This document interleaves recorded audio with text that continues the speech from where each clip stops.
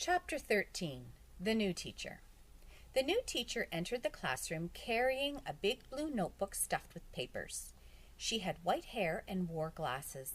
She was a lot older than anyone else in the class. She took a big breath.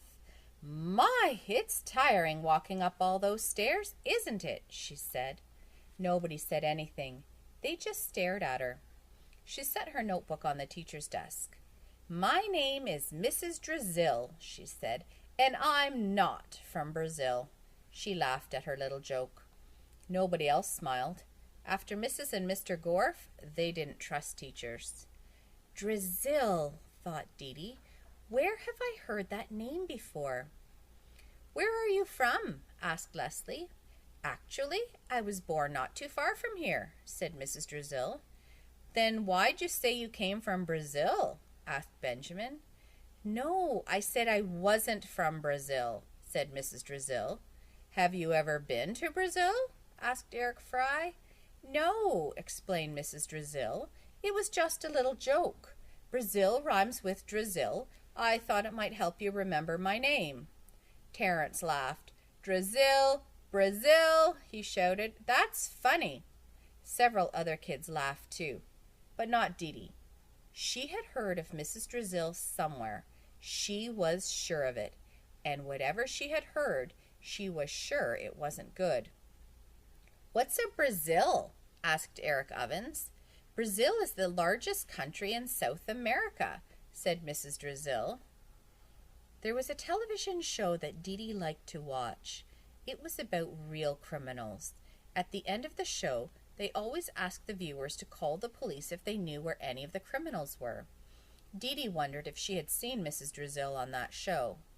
"Does anybody have any questions they'd like to ask me?" asked Mrs. Drizzle. Ron raised his hand. Mrs. Drizzle pointed to him. "How old are you?" asked Ron. Dana gasped. "You're not supposed to ask someone that," she said. "Especially someone as old as Mrs. Drizzle," said Mac. Mrs. Drizzle smiled. "I don't mind," she said. "I'm 66 years old. You ask me anything you want." "Anything?" asked Joy. "I'm a teacher," said Mrs. Drizzle. "That's what I'm here for." Paul raised his hand. "How much do you weigh?" he asked. 124 pounds, said Mrs. Drizzle. "How much money do you make?" asked Eric Bacon. "I'm a supply teacher," explained Mrs. Drizzle, "so I only make money on the days I teach. Then I make $51.18 a day." "What a rip-off," said Jenny. "You should make at least 200. "That would be nice," said Mrs. Drizzle, "but I'm a teacher because I love to teach. I love to see young children learn." Joy raised her hand. "How many men have you kissed in your whole life?" Mrs. Drizzle thought a moment as she appeared to be counting on her fingers. 31, she said. Everyone gasped. Dee raised her hand. Mrs. Drizzle smiled at her. "Yes, the girl in the pretty flowered t-shirt." "Have you ever been to jail?" asked Dee. "No," said Mrs. Drizzle. "Are the police after you?" "No," said Mrs. Drizzle. Dee still didn't trust her. "Okay," said Mrs. Drizzle. "Before we get started, I want to say one more thing.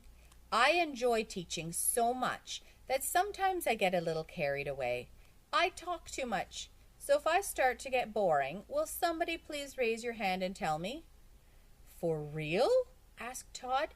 "You want us to tell you to stop talking?" "And we won't get in trouble?" asked Bebe. "No, of course not," said Mrs. Drizzle. "You'll be helping me and the rest of your class. You're not going to learn anything if you're bored." "Cool," said Terence. "Oh, I suppose when I first started teaching, I used to be a little more strict," said Mrs. Drizzle. "I even worried about things like whether my students had clean fingernails or if their shirts were tucked in." She laughed. "But times have changed. I've changed. Besides, the kids were a lot worse back then. At least, some of them." For just a second, her sweet face turned sour as she looked at her notebook on her desk. Then she smiled again. "I believe teaching requires mutual cooperation. I will cooperate with you, and you will need to cooperate with me. If we work together, we will have a very enjoyable learning experience." Her face turned sour again. "But if you cross me, you will be very, very sorry." She ran her fingers over her blue notebook. "Oh, maybe not today, maybe not tomorrow, but someday I will get you. You can run, but you can't hide." She smiled. "Okay, let's get started."